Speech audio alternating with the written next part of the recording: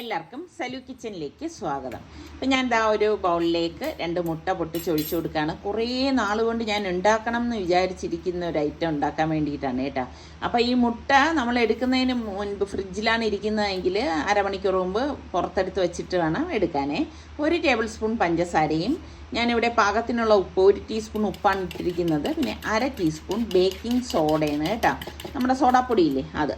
എന്നിട്ട് നന്നായിട്ട് ഒന്ന് മിക്സ് ചെയ്ത് കൊടുക്കാം. ഇനി ചെറുതായിട്ട് ചൂടാക്കിയ പാല്, ഒരുപാട് അങ്ങ് ചൂടായി പോരുത്, അത് പ്രത്യേകം ശ്രദ്ധിച്ചേക്കണേ. 1 കപ്പ് നമുക്കിതിലേക്ക് ഒഴിച്ചിട്ട് എല്ലാം ചേർത്ത് ഒന്ന് മിക്സ് ചെയ്ത് കൊടുക്കാം. അപ്പോൾ ഞാൻ പറഞ്ഞില്ലല്ലോ എന്തോന്നാണ് ഉണ്ടാക്കേണ്ടതെന്ന്. ഇത് ഞാൻ പൊറോട്ടയ്ക്ക് വേണ്ടിയിട്ട് ആണ് എല്ലാം മിക്സ് ചെയ്തെടുത്തത് കേട്ടോ. പിന്നെ മറ്റൊരു വലിയ ബൗളെടുത്തു. ഇതിലേക്ക് ഞാനിവിടെ 4 കപ്പ് മൈദ മാവാണ് ഇട്ട് കൊടുക്കുന്നത്. ഇപ്പം പൊറോട്ടയൊക്കെ ആകുമ്പോൾ നമ്മൾ കുഴച്ച് കുറേ നേരം റെസ്റ്റ് ചെയ്യുകയൊക്കെ വേണമല്ലോ. അപ്പോഴേക്കും ഞാൻ വിചാരിച്ചു ശരി എന്നാൽ പിന്നെ അതങ്ങ് കുഴച്ച് വയ്ക്കാം, നേരത്തെ ഇതിൻ്റെ പണി അങ്ങ് തീർക്കാമെന്ന് കരുതിയാണ് കേട്ടോ. പിന്നെ നമുക്കിതിലേക്ക് വെളിച്ചെണ്ണയാണ് ഞാൻ ചേർത്ത് കൊടുക്കുന്നത്. 2 ടേബിൾ സ്പൂൺ വെളിച്ചെണ്ണ ഇതിലേക്ക് ചേർത്ത ശേഷം നമുക്കൊന്ന് മിക്സ് ചെയ്ത് കൊടുക്കാം കേട്ടോ.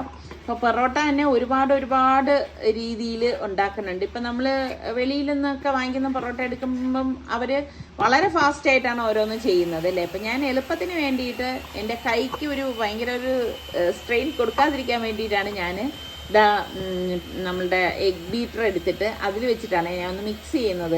എന്നിട്ട് നമ്മൾ ഈ മുട്ടയും പാലും ഒക്കെ അടിച്ച കൂട്ടില്ലേ, അത് കുറേശ്ശെ ഒഴിച്ചിട്ട് ഇതുപോലെ ഒന്ന് മിക്സ് ചെയ്ത് കൊടുക്കണം.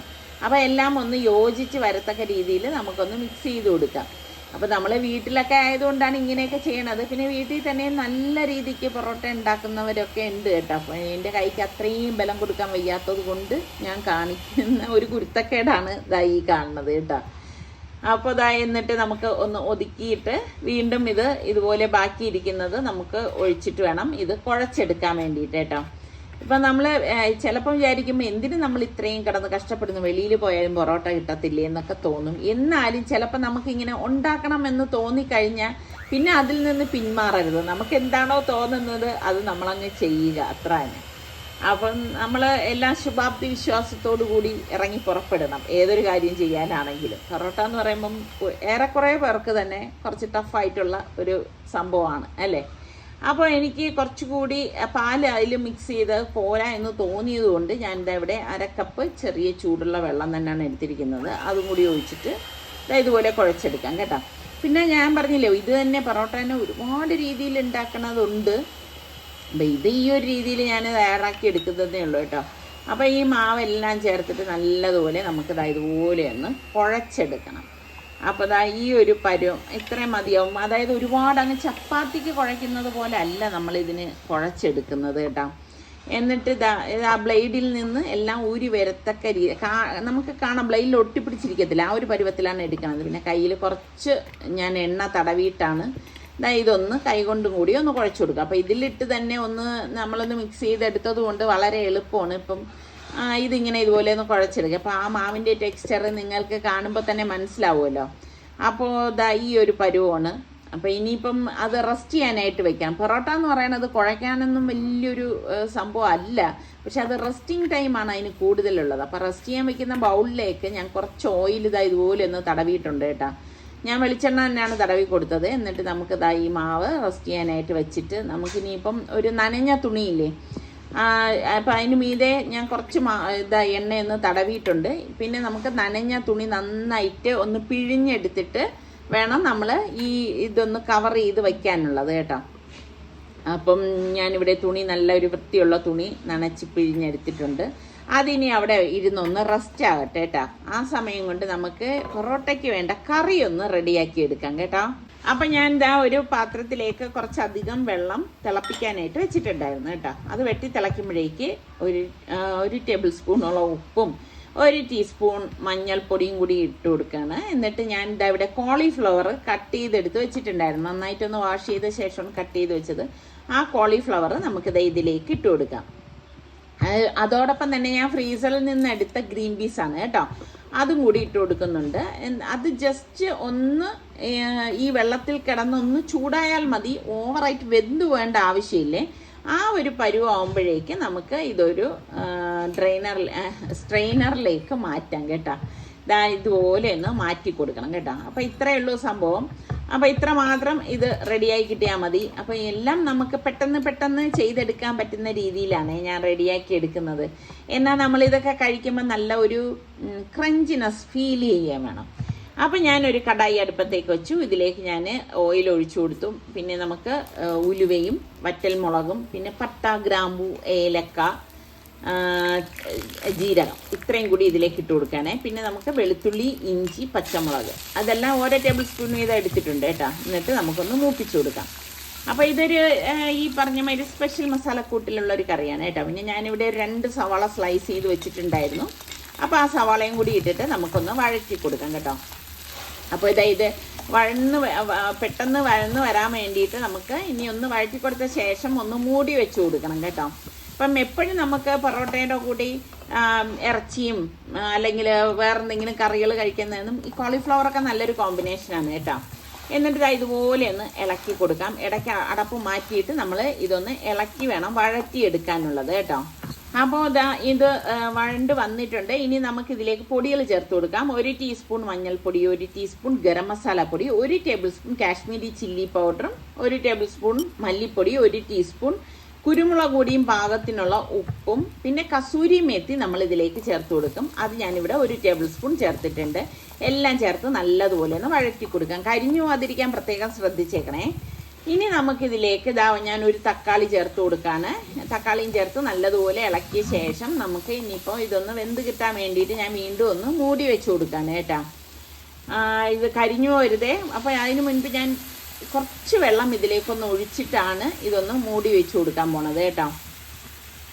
അപ്പോൾ ഇനി ഇത് ഇവിടെ ഇരുന്ന് ഒന്ന് റെഡി ആവട്ടെ കേട്ടോ. ഒരു 3-4 മിനിറ്റിന് ശേഷം ഞാൻ അടപ്പൊന്ന് മാറ്റിയിട്ട് ഇതുപോലെ ഒന്ന് ഇളക്കി കൊടുക്കാണ്. നല്ല മണം വരുന്നുണ്ട് കേട്ടോ. ഈ ഒരു സ്പെഷ്യൽ മസാലക്കൂട്ടിൻ്റെ തന്നെ മണമാണ് ഈ വരുന്നത് കേട്ടോ. പിന്നെ നമുക്ക് ഇതിലേക്ക് ഞാനിവിടെ ചില്ലി ഗാർലിക് സോസാണ് ഒഴിച്ചു കൊടുക്കുന്നത്. അതും കൂടി ഒഴിച്ചിട്ട് ഇതുപോലെ ഒന്ന് ഇളക്കി കൊടുക്കാം. അപ്പോൾ ഈ കോളിഫ്ലവർ കറിക്ക് നല്ലൊരു ടേസ്റ്റ് കിട്ടും. പിന്നെ മുളപ്പിച്ച പയറാണ് ഞാൻ ഇതിലേക്ക് ചേർത്ത് കൊടുക്കുന്നത് കേട്ടോ. അത് ഏകദേശം ഒരു 1.5 കപ്പോളം ഉണ്ടായിട്ടുണ്ട്. അപ്പം എന്ത് കഴിക്കണ കൂട്ടത്തിൽ നമ്മൾ ഈ മുളപ്പിച്ച പയറൊക്കെ ആകുമ്പോഴേക്കും വളരെ ഹെൽത്തിയാണ്. കഴിക്കുന്നവർ ആസ്വദിച്ച് ഈ കോളിഫ്ലവർ എന്നൊക്കെ പറഞ്ഞ് കഴിക്കുമ്പം ഇതങ്ങ് ഉള്ളിലാകുകയും ചെയ്യും. ഇങ്ങനെയൊക്കെയാണ് ഞാൻ ഓരോ കാര്യങ്ങളൊക്കെ ചെയ്യണത് കേട്ടോ. ഇവരെയൊക്കെ കഴിപ്പിക്കുന്നത് ഈ ഒരു രീതിയിലാണ്.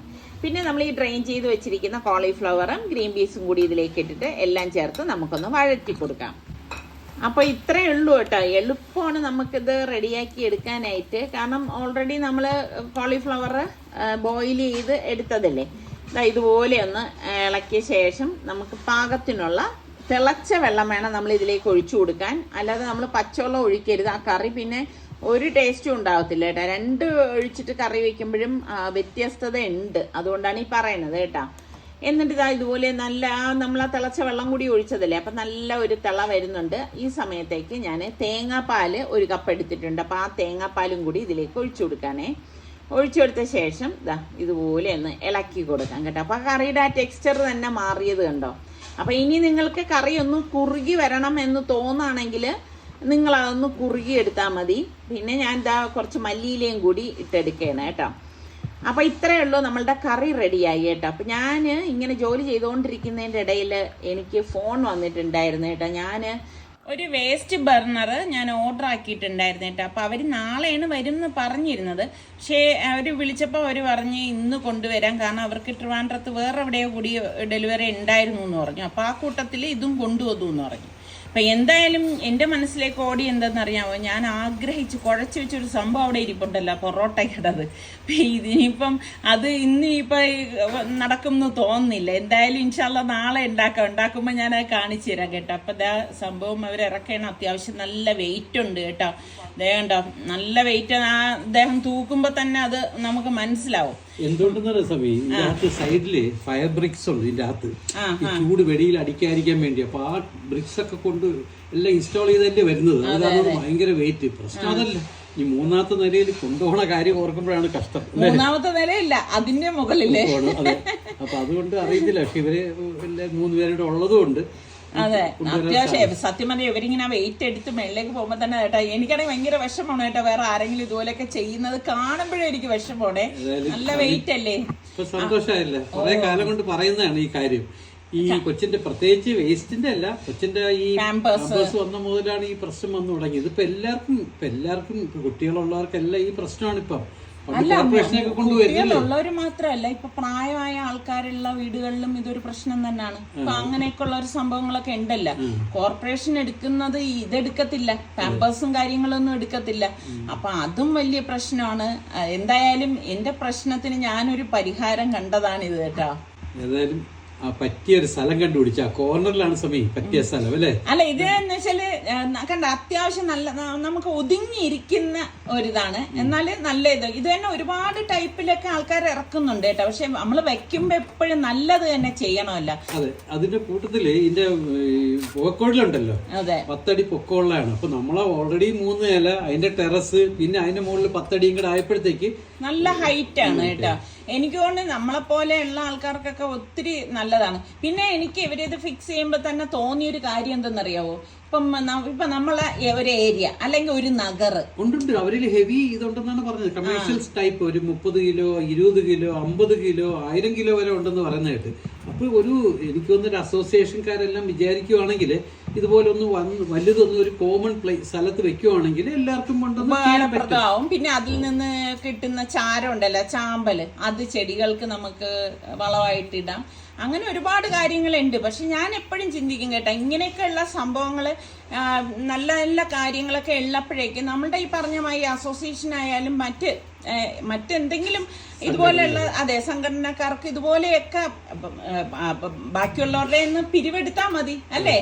ഇപ്പൊ എല്ലാരും കൂടി കളക്ട് ചെയ്ത് കഴിഞ്ഞാൽ, അല്ലാതെ ഒരാൾ തന്നെ ഇത് വഹിക്കണം എന്നല്ല. ഇവിടെ ഒരു 10 വീടുണ്ടെന്ന് വെച്ചോ, 10 വീടിന് ഒരു 20 കിലോയുടെ വാങ്ങിച്ചു വെച്ച് കഴിഞ്ഞാല് തീർച്ചയായിട്ടും ബുദ്ധിമുട്ടില്ലാതെ നമുക്ക് നമ്മളുടെ വേസ്റ്റ് ഒക്കെ കത്തിച്ച് കളയാനായിട്ട് പറ്റും.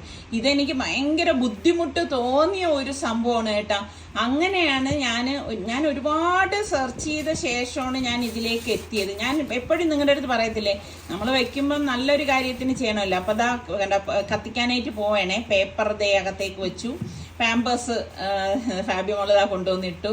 അപ്പൊ ഇനി ഇതൊന്ന് കത്തിച്ച് നോക്കാണ് കേട്ടാ. ഇത് വന്നപ്പോ തന്നെ മനസ്സിന് ഭയങ്കര സമാധാനമായി എന്നുള്ളതാണ്.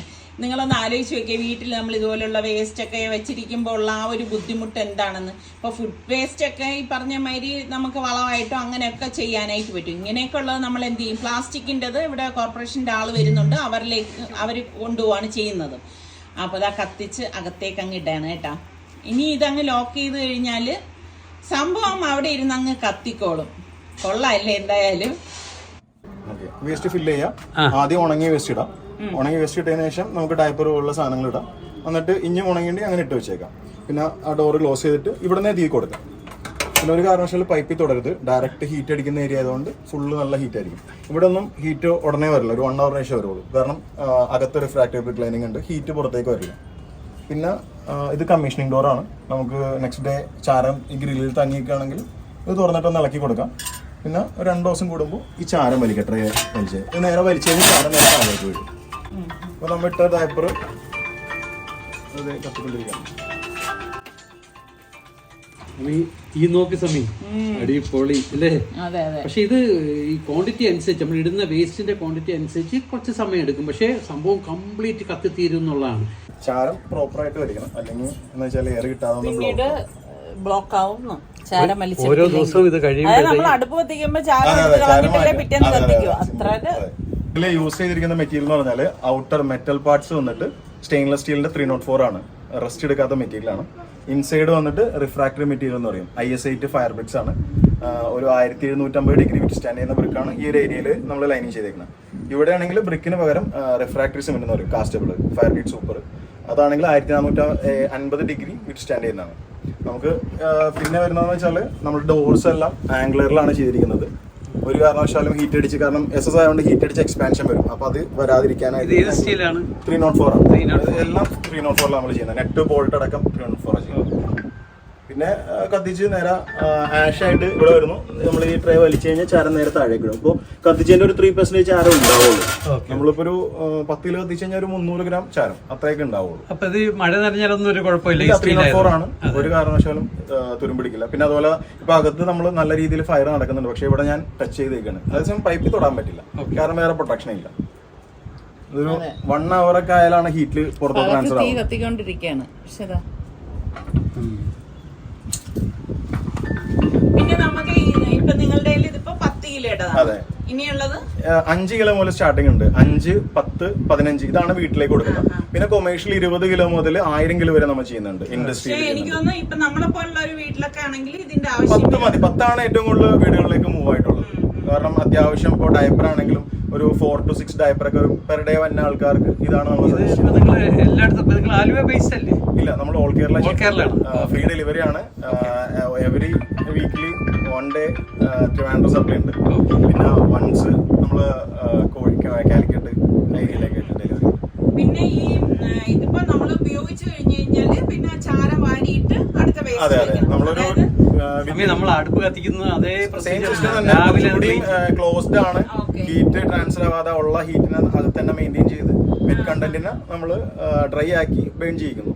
പിന്നെ നമ്മൾ പുറത്തിട്ട് കത്തിക്കുന്നവർക്ക് അറിയാൻ പറ്റും, കംപ്ലീറ്റ് സ്മോക്ക് ആയിരിക്കും, ഫുള്ള് കത്തില്ല. ഇതങ്ങനെയല്ല, നേരെ എക്സോസ്റ്റ് മേളിലേക്കാണ്. അടുത്തുള്ളവർക്ക് യാതൊരു ശല്യമില്ല. ടെറസിലും ഇപ്പൊ നമ്മള് ടെറസിലാണ് വെച്ചേക്കുന്നത്, ടെറസിലും ഫിറ്റ് ചെയ്യാം. അതായത് ഇപ്പൊ നമ്മളെ പോലെ സ്ഥല പരിമിതികൾ തീർച്ചയായിട്ടും ഇത് ഉപയോഗിക്കാൻ പറ്റുന്ന തീർച്ചയായിട്ടും യൂസ് ചെയ്യാം. ഇതിന്റെ ചെറുതുണ്ട്, ഇതിന്റെ തന്നെ നമ്മൾ ഇരുമ്പിലും ചെയ്യുന്നുണ്ട്, മൈൽഡ് സ്റ്റീലും ഉണ്ട്. മൈൽഡ് സ്റ്റീൽ എന്ന് പറയുമ്പോൾ ഇത് നമുക്കൊരു 10 to 15 ഇയർ ആണ് നമ്മൾ പ്രഡിക്ട് ചെയ്യുന്ന ലൈഫ്. ഞങ്ങൾ 12 ഇയർ ആയിട്ടുള്ളത്, അതുകൊണ്ട് നമുക്ക് 10 to 15 പറയുന്നത്. പക്ഷേ MS എന്ന് പറഞ്ഞാൽ മാക്സിമം 10 ഇയർ കിട്ടുള്ളൂ മാക്സിമം. അത് മെയിൻറ്റെയിൻ ചെയ്യുന്ന അനുസരിച്ചിരിക്കും, പെയിന്റിംഗ് പ്രോപ്പർ ഒക്കെ കെട്ടി ചെയ്താൽ. കാരണം 8 വർഷത്തിൽ റീപ്ലേസ് ചെയ്ത് SS വെച്ച ആൾക്കാരുണ്ട് നമ്മുടെ ക്ലയന്റ്സ്.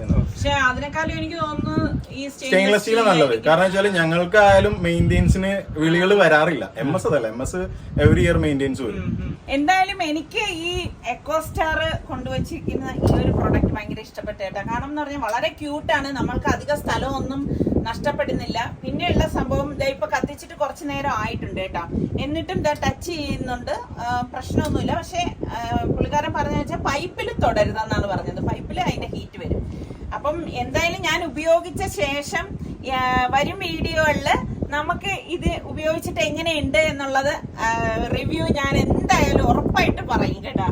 അപ്പൊ നിങ്ങൾക്കും അറിയാൻ പറ്റുമല്ലോ എന്താണ് സംഭവം എന്നുള്ളത്. ഞാൻ കത്തിക്കുന്നതും ബാക്കി പറഞ്ഞ മാതിരി അതിന്റെ ഫീഡ്ബാക്കും എല്ലാം നിങ്ങളുമായിട്ട് ഷെയർ ചെയ്യാം.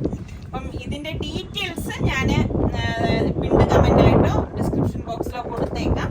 അപ്പൊ നിങ്ങൾക്ക് ആവശ്യക്കാർക്ക് വേണമെങ്കിൽ ഇതുപോലെ ഇവരെ എക്കോസ്റ്റാറിനെ സമീപിക്കാമല്ലോ.